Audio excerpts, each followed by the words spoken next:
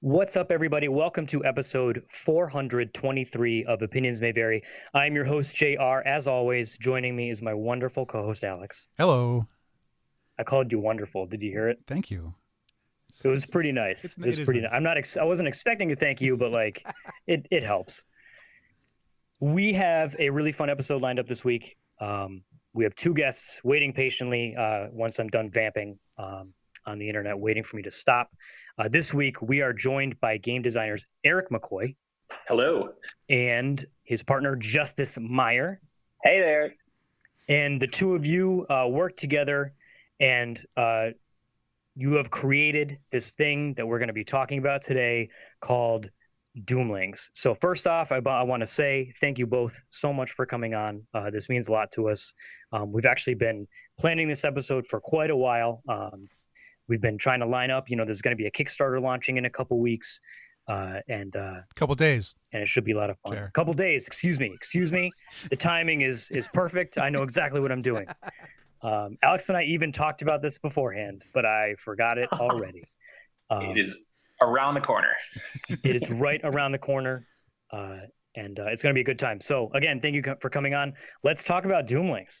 Great. Yeah. So, right off the bat, I just want to kind of, is there the quick elevator pitch for Doomlings so people listening at home can be like, what are you talking about? Yeah. So, Doomlings is a lightweight card game. It plays 2 to 6 players, roughly 20 to 45 minutes. We like to bill it as a delightful card game for the end of the world. So the whole idea is the objective is simply to score the most points before the world ends. Players are competing as their own species of these Doomlings on a doomed and distant planet. And you're playing traits like fangs and big ears, or fecundity, costly signaling, or tiny arms. And all of these traits are worth points, and they have special effects and actions. And then the game is played in rounds. We call these rounds ages. They're like moments in time. And then throughout those rounds, occasionally players will encounter catastrophes like AI takeover or super volcano. And when the third and final catastrophe hits, the world ends and players tally up their points to see which Doomling species won. And we'll be launching on March 2nd on Kickstarter. So when it comes to the creation of Doomlings, I've seen some things like this. Seems like it was a game that was kind of born of the pandemic. Is that something that's accurate? No, this No, was not it's this was not incepted with the pandemic. Actually, it was just convenient timing. Oh, right. I had that totally wrong. I apologize.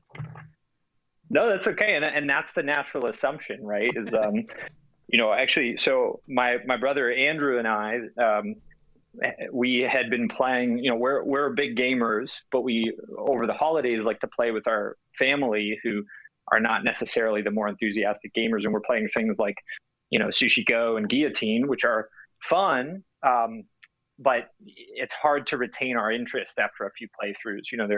They're nice warm-up games, but at the same time, we can't take our family along for a ride on like some games with a deeper dive. So like many designers, we set out to kind of bridge that gap between the initiated gamer and the more casual gamer with Doomlings. That was over Christmas in 2019, and then 3 months later, the pandemic hit, and we were like, well, I guess we're going to work on a game about the end of the world while the world is ending. Apt. Yeah, it fits. It's funny, I think in a strange way, Doomlings kind of was this thing for us to forget about the end of the world, if that makes any sense. Yeah. Like it ended up being this beautiful project that we could work on every day while, our friends might have been baking sourdough or having way too many self-made cocktails. Like this was Who is baking sourdough, Eric? Not me. Ben? No. Yeah, go ahead. Yeah, and so I think it's kind of interesting and in a way that we had this thing that would normally be something that could bring us down, i.e. coronavirus. And instead we were able to make something lighthearted about the end of the world that kept us sane. So I'm kind of curious, like, what part of the game came first? Like, when you think of something, it's like, do you come up with, I want to make a game, or, well, it would be neat if we organize something around repeating catastrophes? Yeah, so Eric and we're storytellers. So, that's what filmmakers are. And so that was my initial inkling was, originally, again, with my brother and I, when we were like, well, let's make a game. I think the first thought was, let's make a game that we can just kind of have on our shelves. It wasn't, let's launch a Kickstarter, let's try to get a lot of players to play this. It was just, let's just make something for us. But then the second step really was the theme, the story. What do we want this game to be about? What kind of imagination do we want to capture with people who are sitting down to play? And I had originally had two thoughts. I either wanted to do a game about the end of the world, or I wanted to do a super happy fun time fish collection in an aquarium card game. My brother immediately vetoed that fish aquarium idea, unfortunately. That's if we get success with Doomlings the sequel. Yeah, but so, honestly, for us, it started with story because the mechanics are obviously important. That's fundamentally what a game is. You need that. But, throughout Eric and my careers, the way we connect with people, the way we capture attention as artists is to connect emotionally. That's your imagination. That's the stories we tell. That's the hope with any piece of art, is that someone can sit down and play and have this feeling that you set out to give them. So I think starting with your world, your story is crucial. And there's actually, we ended up kind of branching off and creating this sort of, we're calling it the Captain's Log, which is a series of audio dispatches from Captain Mary Sienna, who is our fictitious explorer who has landed on the planet Enderis and is discovering the Doomlings for the first time. And so each one of these little snippets of audio that are being sent back from her ship were going to be premiered every day of the Kickstarter campaign. I like those features, and I do want to get to that soon. I want to talk about the actual campaign itself. Before we get there, I did want to quickly, and you talked about storytelling, which I thought it's one of those things that I didn't even realize I was experiencing while I was experiencing it, because when we reached out and communicated about doing an episode, you guys were kind enough to send us a demo copy to see what the game was like. Alex played it a few times at his house, and then he dropped it off at my house, and I was able to play it with my wife. And one of the mechanics that I really liked is it comes with, you mentioned the age cards, and like you go through different ages, and there's 25 different age cards, but you only use 9 of them in a game. Mm-hmm. So one thing, it's not going to be the same game twice. The odds of that happening are pretty rare. You'd have to play a lot. And then also, as me and my wife were playing, like it was like it was a story without us even realizing, because like we'd flip the next age and it was like, oh no, it's time for the AI takeover. It turns out it was actually a catastrophe and the AI are taking over. And like it was just a fun like bridge between turns, and like you said, it has that storytelling aspect that I really enjoyed. On the note of all of the different cards, one thing that's really interesting is Justus, who designed every one of these cards, intentionally made it so that each card was unique. So as you mentioned, all of the ages are unique, all the catastrophes are unique, but all the traits you play are uniquely designed as well. There's no duplicates, there's no fillers. And so the intention behind that was to really make sure that every single game was truly unique and one of a kind, and really parodying the way life experiences. Mm-hmm. And when we talk about story, it is a little in the abstract, right? Because we oftentimes think of story as like pen and paper, something being spoken with language. We're watching it on TV, but story takes a lot of different forms. the way we experience life takes a lot of different forms. And so the hope with this, with those ages, is it's kind of like you're pausing in these moments in time. Forgive me. Let's be clear. This is it's a cute game. Mm-hmm. No one's supposed to get all esoteric when they're playing this, right? But let's before I go too far up my own, but the hope is that each age there are these different landscapes, these different places on a distant planet, and throughout the game, the hope is that the player's focus is not on the doom and gloom of the inevitable destruction of this planet, but it's more just in this moment, with this one age, this one moment in time where you're playing with your friends, your wife, your family, and you're all having this shared experience, around tropical lands or our age of peace or age of Dracula, and that's really the hope there. It was a funny moment when I finished playing with my wife, and it was like, all right, so that was last turn. That means the world ended. Let's counterpoints. And we do have a line in there, which is like, you're competing to see which of you will face the apocalypse in the eye and say, I scored the most points. I think that one of our early mark. Go ahead. I was just going to say it was fun throughout the playthroughs of like expecting a catastrophe to come up and like turning the card and being like, oh, this is a nice one. Like, this is pleasant. Oh, thank God. It's just a solar eclipse. And then you turn and you go, but that's life. You never know. How isn't an Age of Dracula a catastrophe? I don't understand. We will point out thematically, Age of Dracula is probably the worst age. Like it's the most detrimental to your play experience, but it's not quite as bad as it for a long time. You gotta remember. Yeah.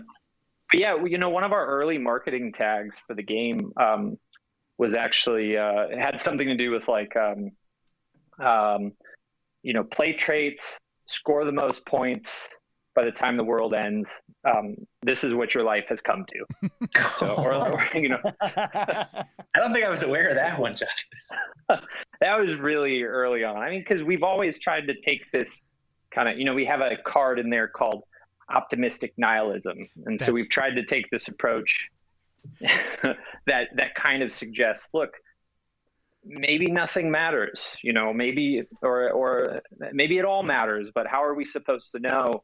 But that doesn't have to be a bad thing either. The idea that nothing matters, or the idea that you are maybe small and insignificant, it doesn't have to be so frightening. It could actually take the pressure off. This isn't a competitive game.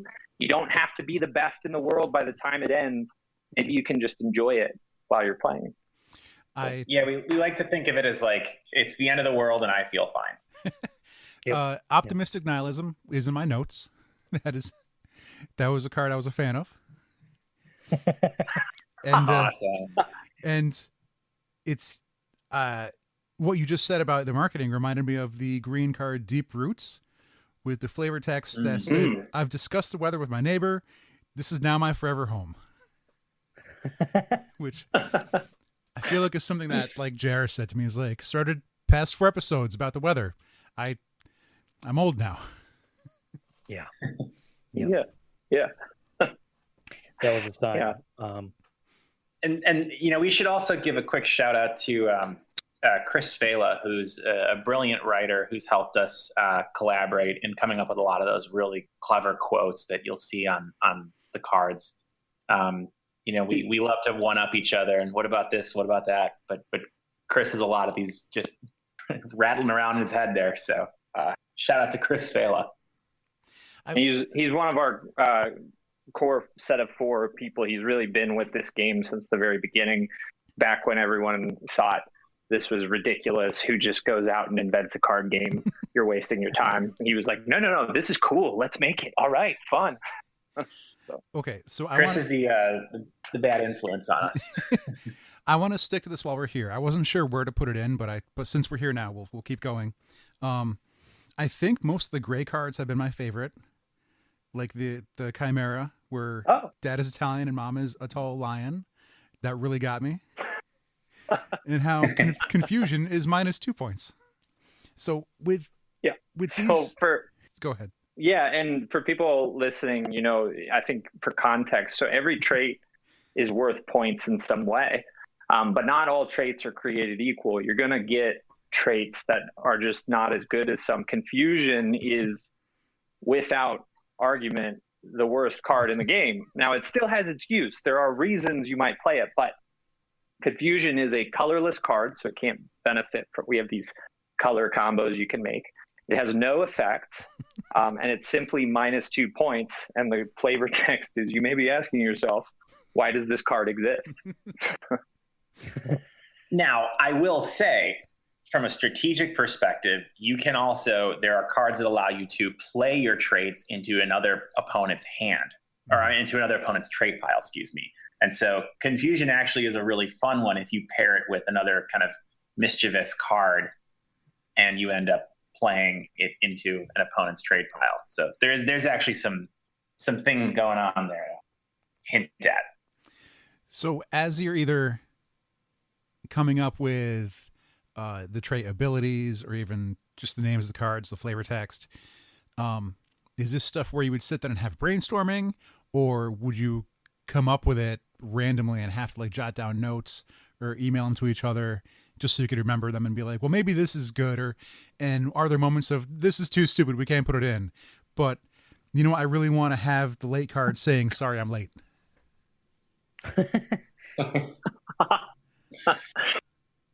Yeah, so the process for that, when we first set out to make this, and we knew we wanted every card to be different, and we honestly, by the way, we wanted to encapsulate all of existence. So you'll notice what I mean by that is we are very theme agnostic when it comes to selecting our traits. We got science in there, we have philosophy, we have spirituality, we have kind of fantastic elements like heat vision and telekinetic. We kind of believe that all of these, in some form or another, account for existence and what it means to live. So, but when we first set out, I actually built an epic spreadsheet on Google, Google Docs that I could share with my brother in Iowa, and we could have 10 different people throughout the pandemic just like chiming in and saying, I hate that idea, or I love this idea.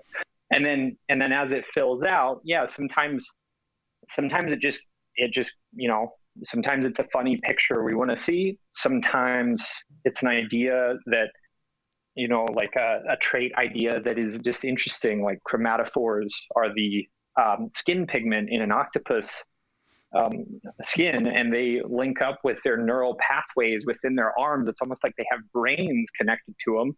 And that makes their camouflage instantaneous, unlike a chameleon that requires hormones, for example. So point is, I think that's awesome. That's so cool. And then we get to just say, let's put that in Doomlings, chromatophores, right next to tiny arms. So it's my girlfriend's smart. She has a chemistry degree, and she pointed out that the catastrophe retrovirus, the little circle dude, is eating DNA and making RNA, which I don't think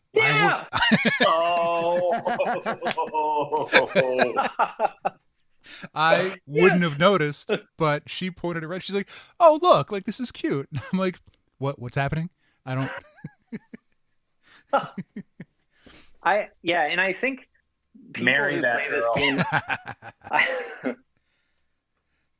I think the hope is that when people play this game, there's going to be just a little bit of that for everybody, no matter what your life experience is, where you can point to it and make the connection, draw the conclusion. So, we try very hard not to just throw everything at the wall. We want players to find these little Easter eggs, these kind of moments of enjoyment throughout the game that can click with them and they can connect to it. Your girlfriend, right? You said? Yeah. His girlfriend. She saw that and she made that connection, but that means she's having a moment of connection with the game. She's appreciating, even in some small way that, I bothered to Google for 4.5 hours how the hell I was going to draw this retrovirus thing, and that gets us excited. So I will also say too, I mean, we were kind of going for that sort of like the approach that a lot of like Pixar movies have, where there's like it's working on multiple levels at the same time, because we recognize that we do have a tough task ahead of us, which is we are trying to bring in both seasoned gamers and casual gamers. We're trying to bring in younger players as well as older players, people who may have a science background, people who may not. And so, yeah, there is kind of a little bit of a cocktail being made there. One thing that kind of, when I originally like opened the game, sat down to learn how to play it with my wife, I was like, there are a lot of cards, which on the one hand, I'm like hearing about the designer who like designing each of these cards and the fact that they're all unique, and like there's the flavor text and some of them have actions and abilities and things like that. It kind of speaks to the amount of work that went into this game. But also, it's not, at first it was like intimidating, like, oh my God, like, because I've played my share of games that are like, it takes 2 hours to just even learn how to take it. And then it's just like, they can be intimidating. But this game, I was like, okay. And I started reading through the instructions. And then within like 5 minutes, my wife and I were like taking our first turns. So the fact that like right out of the gate, it may seem a little intimidating just with it's a stack of like, I don't know how many cards are in this stack. I don't know if either of you. I think your prototype has 162. That was what we were limited by with the prototype manufacturer. Right. Anyway, keep going. Sorry. It wasn't, in the end, it was like, okay, this is actually surprisingly easy to pick up. But that doesn't take away from the fact that the game is also hella strategic. And I don't think I realized that until it was too late. And I wound up getting annihilated by my wife. I think in the end, I believe she beat me 40-27. Wow, dude. It was pretty brutal. I'm not going to lie. There's nothing like a lot of play testing. That's a pretty brutal defeat there. But keep going.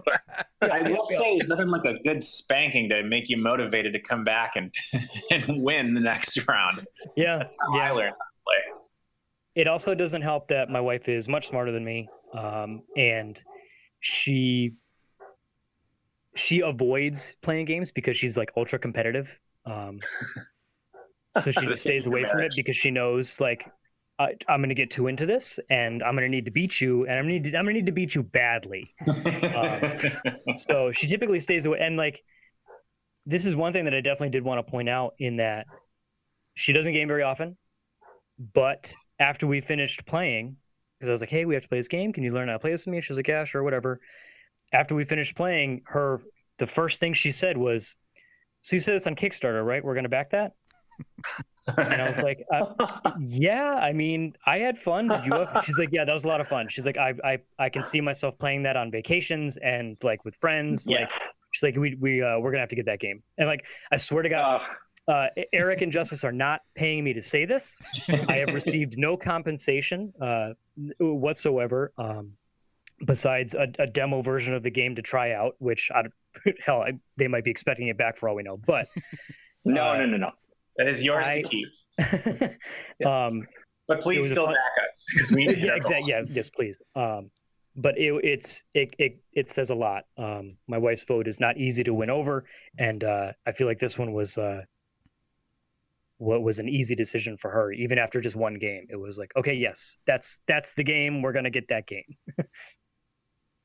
That means a lot to hear, because that is a very scary and narrow line to walk. And I hope, by the way, you feel the same as someone who does play games, because that's the goal. We've sent this game now to 70 reviewers. And just to be clear, we're getting hit by the pandemic as well. Like we're trying our best to really make something happen with this, but we didn't just do that just to plaster and see what people think. We wanted to collect feedback from a diverse range of players. We're continuously working on it. There's no end to how much we can do to this game. But the hope is that it will bring players who enjoy games back. Like it's a very just, they know they're not in for a full night of it if they don't want to.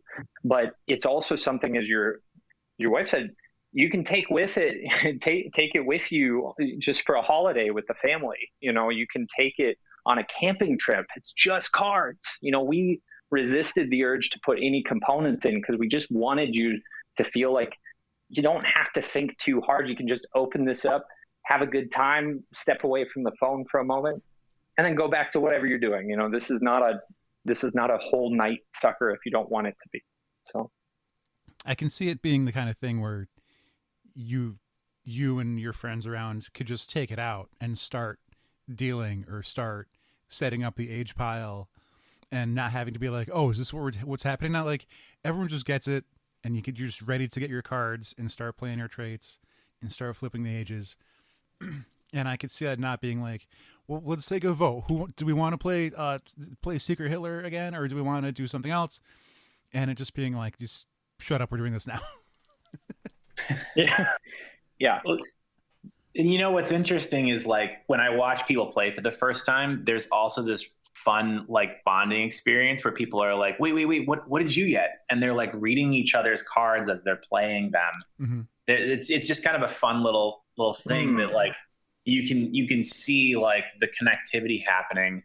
We kind of imagine that this is a game that you could bring, to like a potluck dinner, obviously when the pandemic ends, as right. well as sit down with your significant other and play. You can play this with a couple glasses of wine and still probably fare pretty well. Yeah. It's Go ahead. Oh, go ahead, Alex. Okay. I fully expect any friends that I play with to always steal my kidneys. If I have any there's 5 kidneys in its in this set, and they all have different hats on, and I got they are unique. They are. My girlfriend got the beer helmet, and I think I got the party hat. And then of every card she had to steal, she stole my party hat kidney. Because I only have one, so it makes sense for me to be lacking in kidneys. The backstory there is Alex donated a kidney, so he's lacking in one. There was a going away party. There was a cake involved. It was shaped like a giant kidney. A lot of sharp knives. Yes. Yep. So naturally, that's going to happen. Like when Alex and I eventually play this together, I am going to hoard the kidneys because that's just what happens. To twist that knife. Yeah. Thanks for doing a good thing, Alex. The context we should give here is that the kidneys are these cards that the more you collect, the more they're worth. So if you have 2 kidneys, each kidney is worth 2 points. But if you have a third kidney, each kidney is now worth 3 points. So you just went from having a collective total of 4 points total to a collective total of 9 points total. You get a 4th kidney, they're each worth 4 points. You now have 16 points. It's like an arms race kind of. And I guess I want to stick on points for a quick second too, because I think this is probably the most complicated part of the game. And when you really get down to it, it's not really that complicated. But at the end, you do need to add up your points, which each card typically will have like some sort of number denomination. But there are also cards that will affect your opponents, affect your own face value, the face value of your cards. So there is a little bit of arithmetic involved. And when the world ended and we had to count our points, I was like, I don't know where to start. But the instructions that you sent along with it says like, maybe try and do it in this order. And I was like, oh, hey, that helps a lot. Like you've done this before. So I'm not particularly good at math, but I am very good at arithmetic. My father was a mathematician and a logician, and he used to say mathematicians are not very good at arithmetic. So, but I was actually the inverse. And so originally making this game, as my brother and I were popping off with all these ideas, we were just going nuts with all the possibilities. Suddenly when you commit to making every card different, well, that means every effect is hopefully a little tweak or a twist on a familiar idea. Even just a slight change goes a long way. But then what ends up happening is you get to the end and you're like, well, how do I score this thing? So in the initial development days, I had no problem. I was having fun, just like 5 here, 2 there, and that's -3. But then as we started branching out and play testing it in our first phase, it became clear very quickly that we were going to need a system. So we devoted a lot of time just isolating those steps so that suddenly it's not so intimidating. You're not looking at 30 points. You're just looking at 3. The world ended. The catastrophe is giving you some sort of change to your score. Let's just do that first. Nothing else. And seems to fare quite nicely.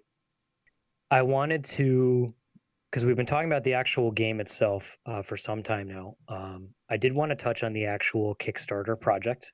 Now, we mentioned earlier that is going to be launching on March 2nd, just a couple days from now. Hopefully people are listening to this within a couple days of it being posted, but you still have time. When it comes to launching the Kickstarter, we've talked to a lot of people about Kickstarters in the past, and most people that I know have probably contributed at least to 1 or 2. What approach have you taken with Doomlings to Kickstarter and kind of crafting that unique Kickstarter experience that some people, because like there's like here you give us X amount of dollars and you get the game and that's that. But then there's also people with the milestones and the stretch goals and the social media and all that. What has gone into creating the Kickstarter for Doomlings? I think Eric should start here. Sure. Yeah. So the first thing is we wanted to make it very approachable to someone who hasn't used Kickstarter before. We did kind of an informal poll, and it seems like about 50% of our Facebook community hasn't used Kickstarter. So we wanted to just keep it with 3 simple boxes, right? We've got the base game, which is that kind of vibrant purple box that you've seen and you probably have. We also have then a black box edition, which is exclusive to the Kickstarter community. It'll only be available on Kickstarter, and it will include, Justice, correct me if I'm wrong here, 3 expansion packs along with it. So little booster packs, but yeah. Mm-hmm. Yeah, booster packs. And then we'll also have a gold box, and that will include 5 expansion packs along with a playmat and an art print of the Age of Reason. So that's kind of a Go ahead, Justice, sorry. Age of Peace, but I realized, what does that matter? People are going to see an art print, so they're going to be like, it's pretty. But I think, what's important to kind of think about is really just like these sort of like, I kind of think of them as just kind of three columns, three categories, if you will. As you upgrade to the black box edition, in addition to we'll have an expansion called Dino Doomlings, which will be pretty cool. We are going to have a fantasy expansion, which we're tentatively calling Mythlings. We're also going to have these dual colored cards. So in the game, as Justice was mentioning, you get certain bonuses for having certain colors. And so your ability to be flexible with your colors often gets you more points at the end of the game. And that'll be about 195 unique cards that Justice has designed himself. Yeah, the base game, it'll be over 150. I think it kind of depends on our stretch goals and social goals and how well we do, because there are just card limits from our manufacturer. Then the mid tier is 195, and the gold box is 240 plus. For anyone wondering, the reason you want more cards is just more replayability, and honestly, like it's fun to see these new takes on ideas and some new mechanics added in. Our Dino Doomlings are some of my favorite that we've started. I think that's the one I'm most excited about, to be honest. But yeah. The other one that is quite popular so far that we've been hearing a lot of feedback on is what we're calling the Meaning of Life, which is it's basically like advanced mechanics for the game. And so effectively each player is going to have a hidden objective. And so at the end or along the way through the game, they'll reveal their hidden objective as they've accomplished it, which will then get them more points. It's not something we want to introduce to a first-time Doomlings player, but it is something where, okay, once you got the hang of it, yeah, let's add some advanced mechanics. Fun. Here's a spin on the game. So, do you review a lot of other Kickstarters, or was there a lot of research? Or, I mean, you had mentioned you had taken a poll of your Facebook community, but are you comparing yourselves to other games and see what works for them and what doesn't work? Yeah, I think like with any creator, actually you're comparing yourself to everybody. You can't help it, especially with social media. But, more to your question, a lot, there's nothing that replaces just seeing what other Kickstarter campaigns and communities do. So we have, honestly, since July, we've probably combed through thousands of, previous campaigns or campaigns that are currently launching. We're aware of a whole bunch that are launching on the same day that we're launching. And you just get such a collection of ideas of things that do work or things you don't like, so that eventually you can kind of funnel it into we can funnel it into our own campaign and present something forward facing that we think works really well for the kind of backer that we're expecting to get. Yeah. One thing we're really trying to, be cognizant of is this balance between, give me the information, how much does it cost? What's in the box? How many cards? What are the add-ons?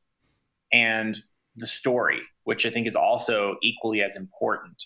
We want to find a way to show the world, to tell a little bit of lore, to kind of bring people in, while also communicating, hey, here's what we can offer you as rewards for backing our little project. As far as, and you may not, this may be way out in the future, considering, we're still on the Kickstarter for the original game, but is this something that you guys would want to pursue in the future? Like, given, if Doomlings is successful, would there be future expansions, future games, coming out of your studio, or is Doomlings kind of the 6 seasons in a movie? Exactly. The way Doomlings was incepted is the way we'll continue with it. Is we prepare for the best, and we plan for the, I wouldn't say worst, but just we're keeping our eye on the mildest kind of outcome. So when this started, it was sort of like, hey, it'd be fun to have a little game on our shelf that we made. Quickly transitioned to, holy crap, I think we can actually do a physical prototype that we could actually have, and maybe even make a few for some of our friends. And then that became, okay, we need to do a Kickstarter. And so, of course, the next question becomes, in the immediate, well, yeah, are you doing a second game? So we do have plans for a sequel, but something that's a board game, something more robust that expands on the world, uses the same concepts, but it is a brand new game. But that's something we have stewing, but our immediate focus is killing this, just crushing this Kickstarter so that all our backers really feel like they got something special here. We don't want to take too much attention away from the goal. And the goal right now is just, we want people to have a really good time when they're facing the apocalypse. So that's, yeah. Mm-hmm. I was also going to add that is why we are, making all of the expansions we can possibly think of right now available on the Kickstarter. It's not that we could possibly think of. No, there's a lot of, yeah. Certainly we've cut the ones that to Justus's point earlier, the ones that suck. The ones that got vetoed aren't included, but it's important that we sort of put it all on the table for the tabletop community. I wouldn't want to see this turn into like, the way like Monopoly rolls out a new edition of the same board game every Christmas shopping season.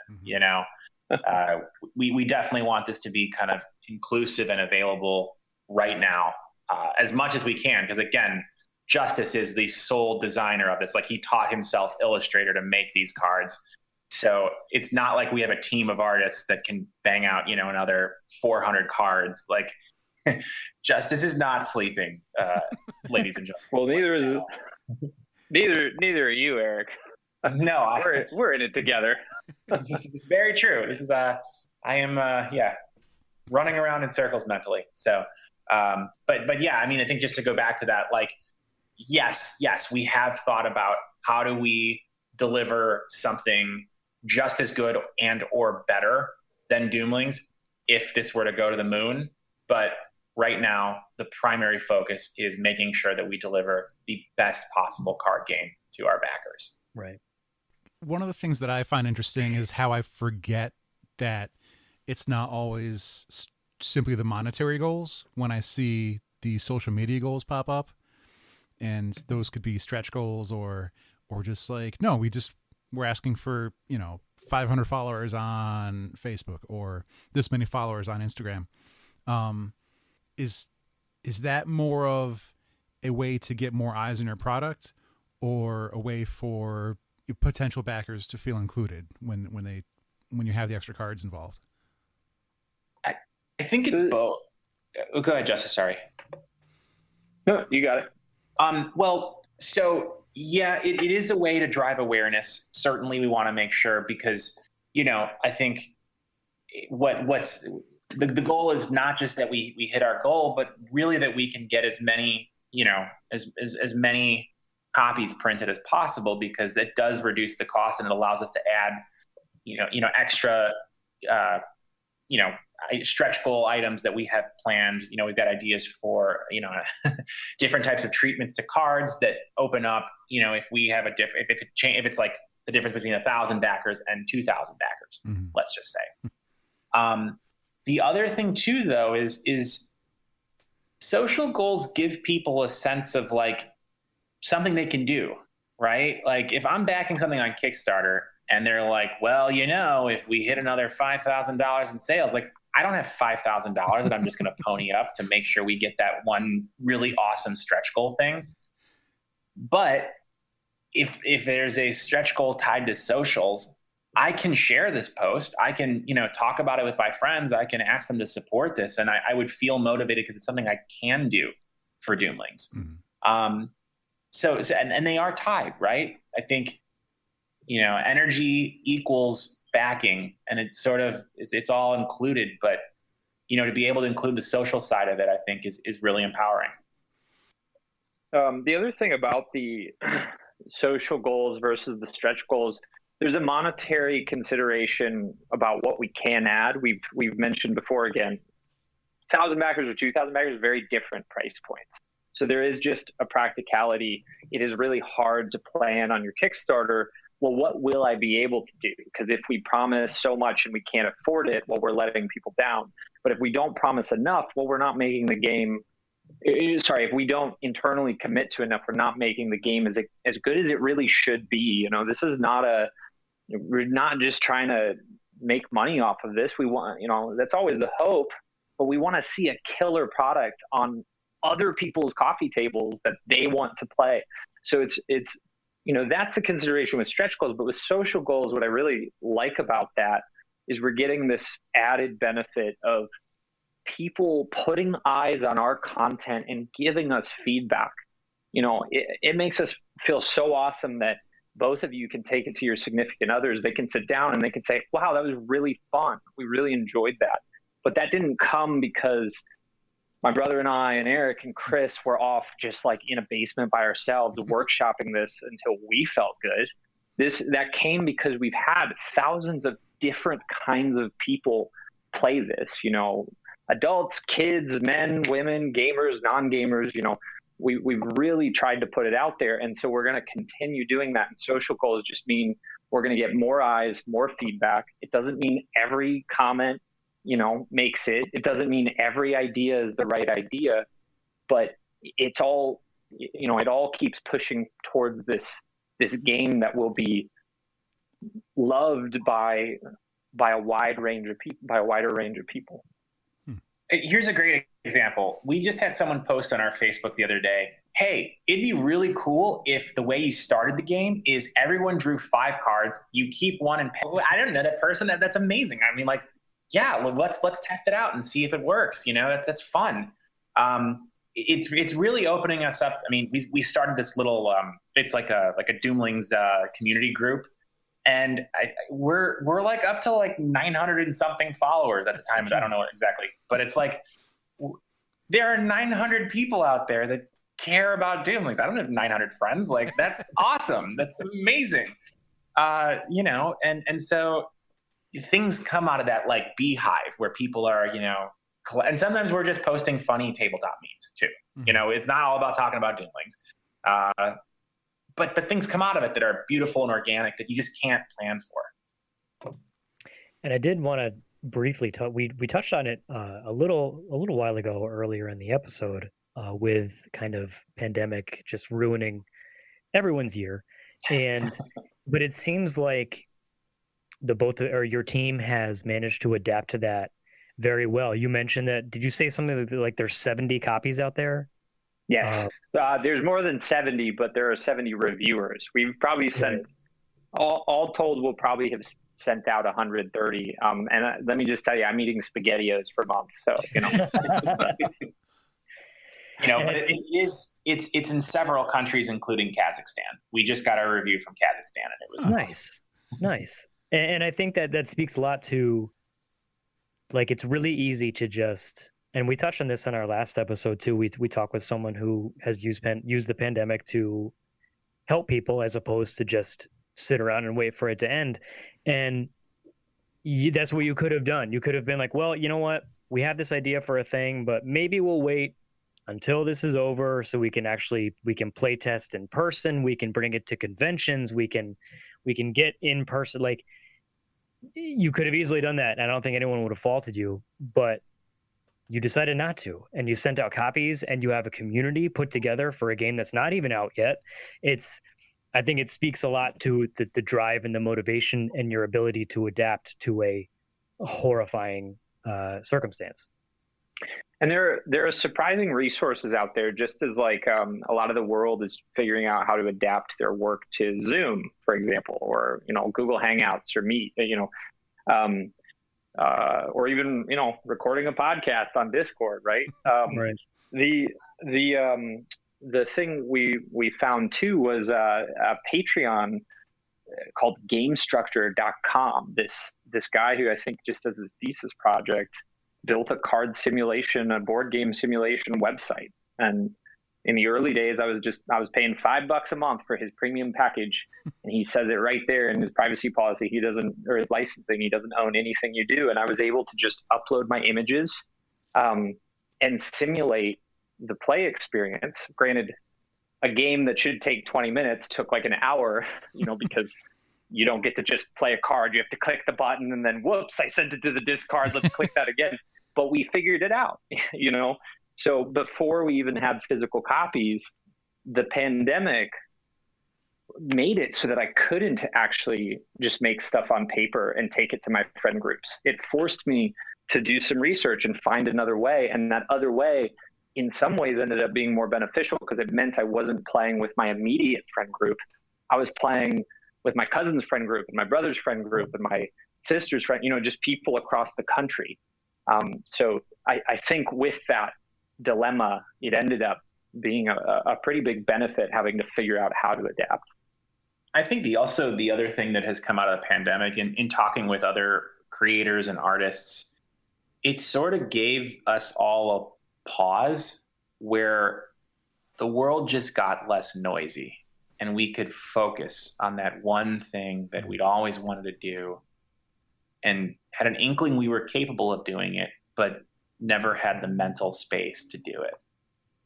And I think we're going to see a lot of really beautiful things come out of 2020. A lot of great films, TV shows, comic books, games that it just speaks to humans with less distraction.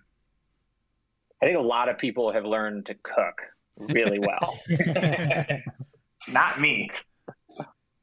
Yeah, same. I'm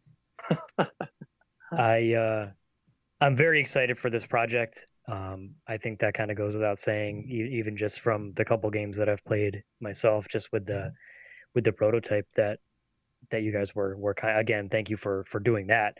A lot of the times we just see something online that we think looks neat and we'll reach out and we'll kind of get the 411 on it. So it's nice to have some experience and actually be able to say, like, I have played this and I have had a good time with it. Mm-hmm. So thank you for that. And also we do typically as we get low on time here, I did want to make sure that we give ample time to get any plugs out of the way. We did mention the Kickstarter. I don't know if there are any individual socials or anything like that you may want to get out there. We usually try to save this time for conventions too, but conventions aren't really happening right now. So Yeah. Is there anything, if people wanted to find your work, whether it's Doomlings or anything outside of Doomlings, where could they go to find that? Yeah, I mean, I would say, honestly, obviously we've got our Kickstarter, which launches March 2nd. And we've got, all of the 5 expansions that we're including in the Kickstarter as well. If you want to see additional content, sign up for our newsletter at doomlings.com. We try to do a robust newsletter that gives you sneak peeks of, Kickstarter exclusive cards that we're designing. So you can see them even before the Kickstarter goes live. I mentioned the captain's logs. You'll get a link to the first 5 dispatches from Captain Mary Sienna's starship. We've got previews so you can actually see what the gold box looks like before the Kickstarter goes live. It looks beautiful, I have to say. Justus did a fantastic job with it. And so we, because we recognize that, it means something when someone signs up for an email blast, we don't take that lightly. And so we try to add value every time we send an email out. So if you are interested in the game and interested in really the lore and the fun behind it and in all those little designs that Justus is working on, you can sign up for the newsletter from doomlings.com and be a part of that. Justus, anything else? Sorry. No, I mean, I think that's great. Did you want to tell our social handles? Oh, yeah. You can also find us on Instagram at Doomlings Game. We're also at Doomlings on Facebook. We also started a TikTok, so you can find us at Doomlings Game on TikTok. And you can be one of the first 100 people to follow us on TikTok. We have fun. I mean, look, yeah, we're filmmakers as our day job. We love shooting videos, and we're relatively comfortable on camera. So there's a lot of videos of us, fooling around on the Instagram stories, and certainly on the TikTok stuff. We do that as well. I sound so old saying that. I'm so sorry. I'm sure there's a better, cooler way to say it, but we're having fun. I have heard from people that we talked to in the past that a lot of them swear by email lists, and you want to think well, that's the least easy thing to type out my entire email. I could just click the follow button, but you don't always get every update. You don't see everything you follow. And the people that we've talked to, often they say you get your emails and they're more likely to get reception from that than Facebook posts or Instagram posts. It's weird. It's also curated too. So we just sent an email out today that focuses on just the mechanics of playing, right? So interesting rules explained, and little hints and tips for strategy. For instance, we tell people you should try to build your gene pool up early because the game will naturally shrink it. So you want to have a lot of cards in your hand so that you have a lot of options towards the end of the game. We put that into this one email, and we premiered the how to play video that we created through that email, so that we it's all kind of curated to one subject matter. Whereas if we were saying, hey, you can just find it all on our Instagram, you'd be going through a patchwork of different posts. Mm-hmm. So there are some benefits to that as well. Guys, this was a ton of fun. It was kind of hyped up in my own brain just because this is one of our this has been kind of in the works for a couple months now, and I'm glad that it lived up to the hype. The game is great. You guys are great, which just kind of makes it even better. It's nice to know that the people that make the things you like are good people themselves. So thank you for coming on and doing this, and for also making Doomlings. It looks like it's a game that I'm going to be able to snag so my wife can routinely crush me. And, I'll just have to deal with that. But thank you guys both so much for coming on. This was a ton of fun. I mean, yeah, thank you for having us. It's so, I don't know, that we try to use the phrase like emotionally fueling or fulfilling, but like to hear people discuss that they liked the game and yeah, you guys have been awesome. Sorry, Justus, I didn't mean to cut you off there. But yeah, we were really looking forward to this podcast as well. Thanks for taking the time with us. I was nervous at first, but y'all go easy. So yeah, we just like to chat with people who make cool stuff. It's pretty simple. It's a lot of fun. I'm glad you had a good time. That's a relief off my shoulders, because there's a lot of times, man, when you talk to people and it's like, man, we were wasting their time. And it's probably not true. I'm just a helpless paranoid. But it was an absolute pleasure talking with you guys. Doomlings, check it out on Kickstarter. That is coming March 2nd, obviously of 2021. You can go and throw money at it, and then you can get a copy of a rad game. I plan on doing so, and I'm pretty excited. That's gonna do it. This was a lot of fun. I need to go. I'm in the mood to play card games now, so I might need to go bother my wife. Yeah. So, that's it. Go back Doomlings, March 2nd, Kickstarter. Until next time, I have been JR. I'm Alex. I'm Eric. And I'm Justus. And this has been episode 423 of Opinions May Vary. Hey everyone, if you liked that episode, be sure to follow us on Facebook and Instagram at Opinions May Vary, and on Twitter and YouTube at OMV Podcast. You can also find us on Spotify or on our very own website at omvpodcast.com. And if you're looking for merch, we have stickers and pins available over at omvpodcast.bigcartel.com while supplies last. As always, thank you so much for listening. Let us know what you thought in the comments, and we will see you next time.